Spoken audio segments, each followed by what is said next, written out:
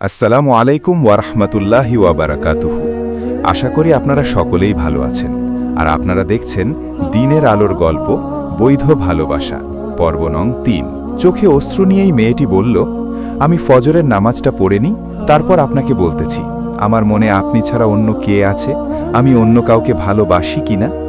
নামাজ পড়ে জায়নামাজে বসা অবস্থায় বলল, মুসা, আমি যখন থেকেই দিন পালন করতে শুরু করেছি, আল্লাহর বিধানকে পরিপূর্ণ জানতে শুরু করেছি, আমার অন্তরে কখনো অন্য কেউ স্থান পায়নি এবং এসব চিন্তা আমার মাথায়ও আসেনি। আমি এতটাই রাগান্বিত ছিলাম, ওকে কথা শেষ করতে না দিয়েই বললাম, তো কার জন্য প্রতি ওয়াক্ত নামাজে এভাবে কাঁদ? কেন কাঁদ? জানেন, আমার খুব ইচ্ছে ছিল শ্বশুরের স্নেহ পাব, শ্বশুরকে এটা সেটা আবদার করব, শ্বশুর আমাকে মা বলে ডাকবে, বলবে আমার ৩ মেয়ে নয় ৪টা মেয়ে, আর তুই সবচেয়ে আদরের মেয়ে। মাঝে মাঝে আমার শ্বশুর আমাকে বলবে, মা তোর চা বানানোটা খুব ভালো হয়, আমাকে ১ কাপ চা করে দিস, আমি শুধু তোর হাতের চাই খাবো। আমি প্রচণ্ড রাগ হলেও খুবই দৃঢ় আর শান্ত কণ্ঠে বললাম, আমি তোমার কাছে যা জিজ্ঞেস করেছে তার উত্তর দাও, এত কথা ঘুরাইও না।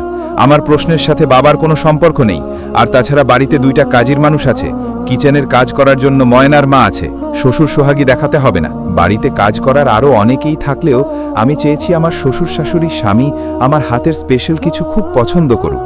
মুসা, আপনার বোধহয় মাথায় নেই, বাবা অসুস্থ, বাবার বিশাল বড় একটা অপারেশন হবে, বাবা আমাদের মাঝে আর ফিরবে তার নিশ্চয়তা মাত্র 5%, আর যদি না ফেরেন আমার শ্বশুরকে নিয়ে এতগুলো আশা কিছুই পূরণ হবে না।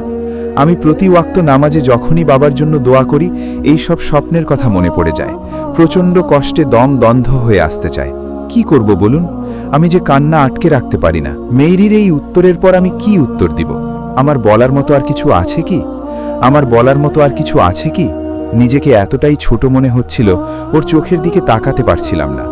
আর চোখে তাকালাম, মেয়েটার 2 চোখ দিয়ে অঝরে অশ্রু ঝরে পড়ছিল। আমি নিজেকে আর শান্ত রাখতে পারিনি। খাট থেকে উঠে গিয়ে ওকে জড়িয়ে ধরে বললাম, মেরি প্লিজ আমাকে ক্ষমা করে দাও, আমি নিজের স্বার্থে এতটাই অন্ধ হয়ে গিয়েছিলাম, তোমার নিষ্পাপ চোখের ভাষা বুঝতে পারিনি। বাবার অপারেশন সুস্থতার জন্য নিজে 1 ওয়াক্ত নামাজও পড়িনি, উল্টো তোমাকেই ভুল বুঝলাম। ওকে জায়নামাজ থেকে উঠিয়ে খাটে বসালাম। মেয়েরির অশ্রুসিক্ত চেহারাটায় এক নুরানি আভা খেলে যাচ্ছিল, যা আমাকে দারুণভাবে বশ করে ফেলছিল। ওর দিকে তাকিয়ে ভাবলাম, মানুষ এতটা সুন্দর কিভাবে হয়, তাও একজন শ্যাম বর্ণের মানুষ। মনে হলো ওকে আল্লাহ একমাত্র আমার জন্যই সৃষ্টি করেছেন। তখনও ভাবতেছিলাম, ইস, যদি আরেকটি স্মার্ট আধুনিক হতো, একটু স্টাইলিশ হিজাব বোরখা পরত, আমি বন্ধুদের একটু দেখাতে পারতাম, বলতে পারতাম, দেখ আমার বউ কত সুন্দরী। যাক, একদিন চেষ্টা করে দেখব, বাবা সুস্থ হয়ে ফিরলে বন্ধুদের দাওয়াত করব, ওকে খাবার সার্ভ করতে বলবো, তারপর সবাই দেখবে আমার শ্যামা সুন্দরীকে। বিয়ের পর থেকেই পুরো বাড়িতে আমি আর মেয়েরি একাই থাকি। মাঝে মাঝে ছোট আপু এসে দেখে যায়, মেয়েরিকে সব বুঝিয়ে দিয়ে যায়। আমি বিদ্যুতের বেগে মেয়েরির প্রেমে পড়ে যাচ্ছিলাম। ওর প্রতি আমি এতটাই মোহিত হতাম, কখনো 10-15 মিনিট শুধু ওর দিকেই চেয়ে থাকতাম। মেয়েরি প্রতিদিন ইসলামের বিভিন্ন বিধানের ওপর কোরআন হাদিসের অংশ পড়ে শোনাত। আমি ওর বলার স্টাইলের দিকে ওর দিকেই মনোযোগী হতাম। ও অভিমান করত, আবার মান ভাঙাতাম, মাঝে মাঝে রাগ করত, বলতো, মুসা কেন আপনি আমার পড়ার দিকে মনোযোগ না দিয়ে আমার দিকে দেন? কেন এভাবে চেয়ে থাকেন? হারে বুঝো না কেন, তোমার দিকে চেয়ে থাকাও সওয়াবের, বলেছিল একদিন। তাই বলে এভাবে চেয়ে থাকতে বলিনি।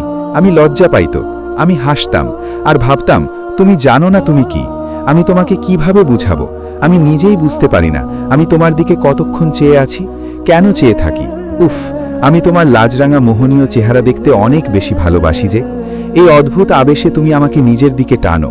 তোমার অভিমানী চেহারার মাধুর্য দেখে আমি জনম জনম কাটিয়ে দিতে পারবো। মাঝে মাঝে মেয়েরির কোরআনের আয়াত হাদিস এবং কোরআনে বর্ণিত বিভিন্ন কাহিনী নিজের অজান্তেই মনোযোগী হয়ে যেতাম, ভালো লাগতো শুনতে। মেয়েরি আমাকে প্রিয় নবী সাল্লাল্লাহু আলাইহি ওয়াসাল্লাম আর সাহাবীদের অনাডম্বর জীবন কাহিনী শোনাতো। আমি অবাক হয়ে ভাবতাম, কিভাবে কোনো দেশের রাষ্ট্রপ্রধান ইসলামের খলিফাদের জীবন এত সাধারণ হতে পারে। আগে মা বাবার কাছে এসব শুনলেও এক কান ঢুকিয়েছি, অন্য কান দিয়ে বের করে দিয়েছি, এসব আমাকে কখনোই টানতে পারেনি। কিন্তু মেয়েরির প্রতিটি কথা আমাকে ওর প্রতি মনোযোগী হতে বাধ্য করত। বাবার অপারেশন সাকসেসফুল হলেও বাবা ঠিক সুস্থ হয়ে উঠছিলেন না, প্রায় প্রতিদিন অবস্থার অবনতি। 2 দিন সুস্থ তো 4 দিন অসুস্থ। প্রায় 1.5 মাস পর আমরা আশা করে আছি এই সপ্তাহের মধ্যেই যে কোনো দিন বাবা ফিরবে। হঠাৎ মা কল দিয়ে বললেন, তুই আর বৌমা 1 সপ্তাহের মধ্যেই দার্জিলিং চলে আয়। আমরা দার্জিলিংয়ে আছি। খুব ভয় পেয়ে গেলাম, বাবার কিছু হলো না তো? কিন্তু মাকে বারবার জিজ্ঞাসা করার পরও স্পষ্ট কিছুই বলেনি। শুধু এইটুকু বললেন, তোর বাবা ভালো আছেন, চিন্তা করিস না, তুই বৌমাকে নিয়ে দ্রুত চলে আয়। খুব অপরাধ বোধে দগ্ধ হচ্ছিলাম। কেন বাবার জন্য হলেও মেয়েরির কথা শুনে নামাজ পড়িনি? আমি এত অধম কিভাবে হলাম? শুধু মনে হচ্ছিল আল্লাহ আমার নামাজ না পড়ার শাস্তি বাবাকে দিচ্ছেন না তো? কেন মেয়েরি এতবার এতভাবে বলার পরও আমি নামাজ পড়ি না? মেয়েরি প্রতি ওয়াক্ত নামাজে আমাকে নামাজের স্মরণ করিয়ে দেওয়ার পরও আমি নামাজে যেতে পারি না। শুধু বাবার বিজনেস আর বউ নিয়ে থাকি।